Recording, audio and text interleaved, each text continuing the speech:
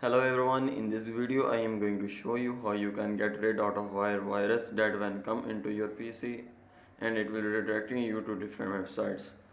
So it will takes the resources of your computer and slows down it, and you have to remove it. For that, stay with me and let's get started.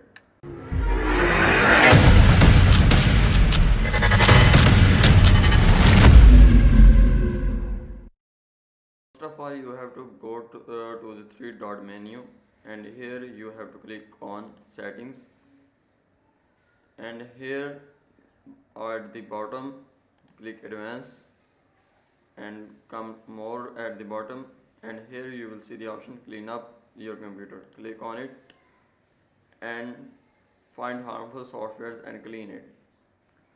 Click on find. It will find the harmful softwares or viruses that causing issue. So it takes some time. So as you can see, no harmful software is found.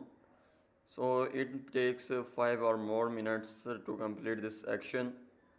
When it completes, it's automatically or maybe to give you some options to remove it. And that's it for this video. Please like, share and subscribe my channel and follow me on Twitter, and bye bye.